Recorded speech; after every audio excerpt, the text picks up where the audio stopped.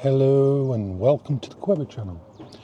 I am Jason, your host, and I've just come from the post office next door here to post some items here, and I'm in my Quingo Tourer Mark II.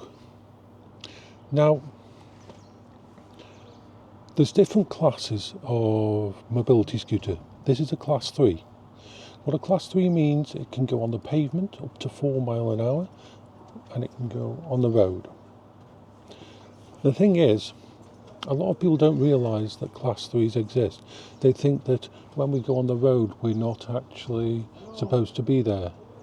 But the simple fact is, to be a class 3, it has to be registered with the DVLA. It has a number plate. You don't have to put it on it, but you've got the actual registration number plate. It has lighting front and back just like a car. It has a horn. It has indicators, and it has side lighting. It is highly visible and to use. I can ride this on anything up to a dual carriageway, which I would never ride on a dual carriageway. That's for personal reasons. But the reason that we do this, the reason that we need to go on the road is, if you look down this street here, you will see how many people's bins are in the way. I can literally not go down the street. I have to go on the road if I want to go down that direction. So let's go on the road and go down. Now when I come on, I'll always turn my lights on for visibility when I go on the road, whether it's day or night. And if there's any room at all, I will always make sure I'm at the side. So, on here I can go up to 8 miles an hour. I have my rear facing camera so I can keep an eye on everything.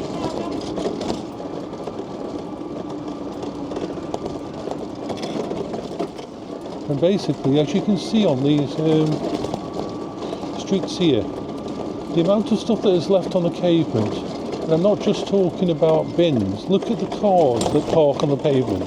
Now these are not too bad. But can you imagine what it's like for a mobility scooter to try and get down the road?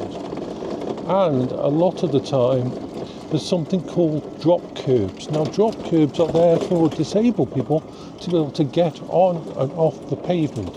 It is for wheelchairs. It is for mobility scooters. A lot of the time, people park against drop curbs, which makes it harder for us to get on and off the pavement anyway.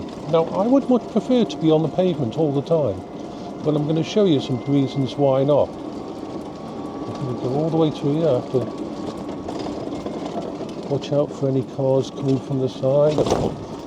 I do like that I've got my rear facing camera, so I can always keep an eye on what's going on behind me. So we're going to cross over here and go on the road, on the pavement actually, and show you what it's like for me on a pavement. So make sure no one's coming in and cross over. Right.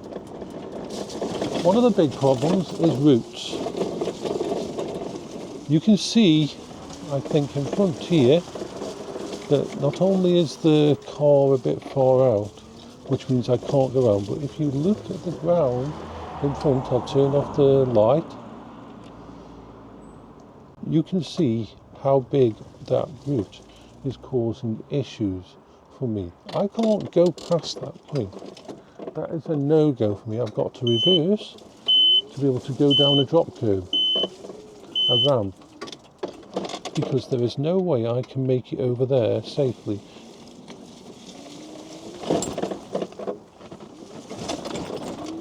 So, that's one of the problems. The others is people with cars. People with cars,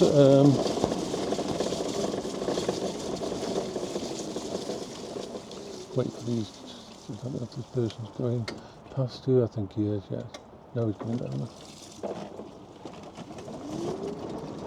Let's go around here and get onto the pavement just here. We, as people who are on mobility scooters, are some of the most squishy out there.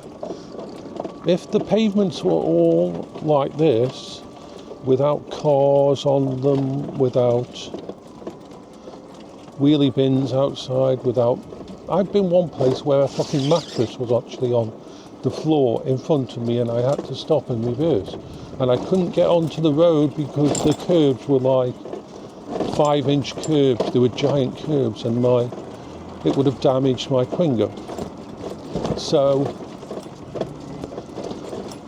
we have routes, we have people who don't the council who don't look after the pavement. We have people who put their cars out on the pavement. We have wheelie bins that are left out after the people have come and picked up the trash. We have workmen who put down signs, temporary signs, in the middle of the fucking pavement. And it means that pavement is not always an option. We are completely valid to go on the road. I am always aware that I'm the slowest thing on the road. I always try to make sure that I can keep out of the way because I don't want to slow down. Right. Cross over here and go into the park. Now, the strength of a Class 3 vehicle is that you can go on the pavement, in the parks, in pedestrian areas, and on the road. It gives me pretty much ultimate freedom. This Class 3 is small enough that I can go inside shops.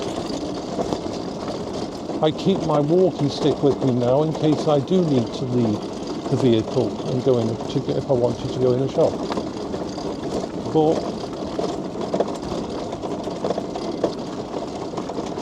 the thing is, it's all about independence. Believe me, if I could walk places, I would love to fucking walk places.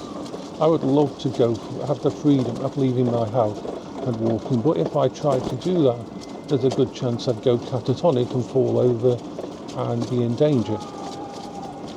That's just the way my unfortunate problems are. So there's a lot of hatred to people on mobility scooters, and there's a very small minority of people who use mobility scooters who don't watch what they're doing, who aren't aware of other people, who don't go at the right speed, who can be a danger. But that's like everything. It's just like there's a minority of drivers that are complete bastards and will screw over anyone. I am always aware of other drivers and where I am. I am very thankful of my Class 3 and that I can go on the roads. It is a necessity for me to have independence. If it wasn't for this vehicle, I would basically stay in my house 99% of the time. I would be shut in. So it is an actual... It helps with my depression, it helps with my ability to do things. I'm looking forward to my new one. My new mobility scooter is going to cost me a large amount of money. But it is a specialist system. It is perfect for... I've talked to both my GP and I've talked to my therapist, and they all both agree that it will be a massive positive to my ability to leave the house, the new scooter cabin. And I've always said the Twingo is a wonderful system, but it has limitations. It's not designed 100% right. Now, I'm not going on a long thingy because I only came out to post some parcels. 2 years ago, if I had wanted to send off parcels through eBay, I would have done it via ordering a courier to come to my house to pick it up.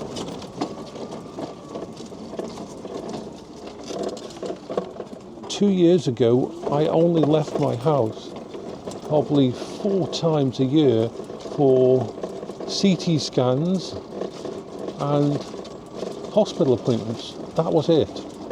Apart from that, the only one time I had to leave the house was to go into a bank meeting, and those trashed me for a week, for longer than a week. Now I can, without having to put 3 days actual care, 3 days preparation to leave the house, now I can just say, hey, I've got to go out, go to the post office. I can just pop on my mobility scooter and go.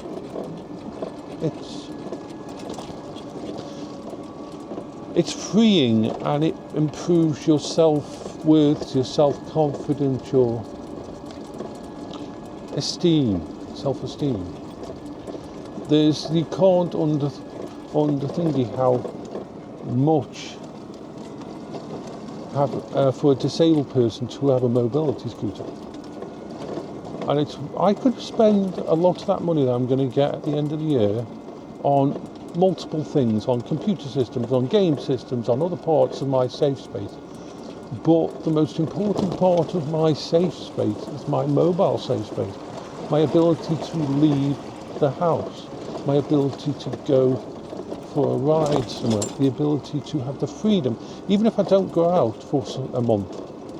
It's having the ability that if I do want to leave the house, I don't have a barrier in front of me.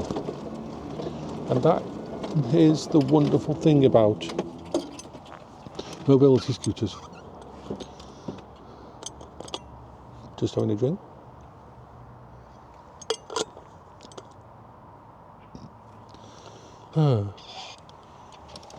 I've done almost 900 miles on this Quingo, and I will be keeping this as a backup. I can fit both of them in my front yard when the other one comes, and I will have the freedom to leave my house when I want to. Not limited by weather, not limited by whether it's night or day, not limited by anything out there. The only limitation will be my disabilities, if I can put the energy together to leave the house. Which sometimes isn't easy, but at least I know I've got the option. And it does give me such a positive. You see, the thing is, when I used to... Actually, let's go for another little run around here. When I used to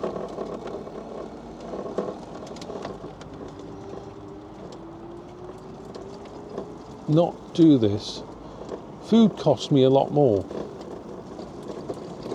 People don't realise just how much an amazing positive it is to be able to say, hey, I need a cabbage, or I want to pick up a pack of bacon, and actually leave the house and go to the shop. Most disabled people like me, all of our shopping comes online. All of our shopping comes via the post. We don't have the freedom that normal, everyday people have, able-bodied people have. So, at any point in time, I can say to myself, sometimes at 8 o'clock at night, I'll go, hey, I want to go pick up a couple of items from Tesco. And I can just get my Quingo out and go. I mean, I usually don't go out at night. That's probably going to change a lot. I do get the urge to go on a exploration at night. But the problem is, as you can tell when I turn on this, I've shown it and documented it many times. If it's dark outside and I turn on my actual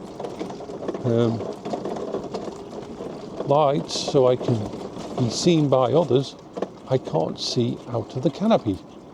Whereas the scooter cabin, the lights are on the outside and they are very bright. they are like a car's lights. So I will be able to go out more at night, which I want to go explore places at night. I like the idea of going out at night. So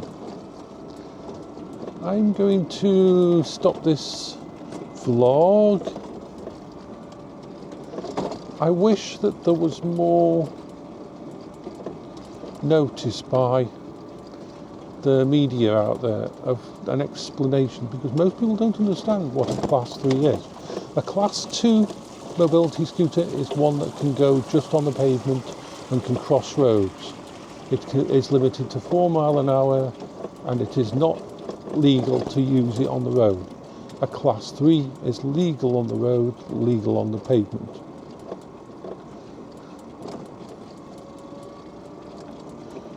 Usually a class 2 you don't even have to register with the DVLA because you're not going on the road. So I will say bye bye for now. I hope you have a good day.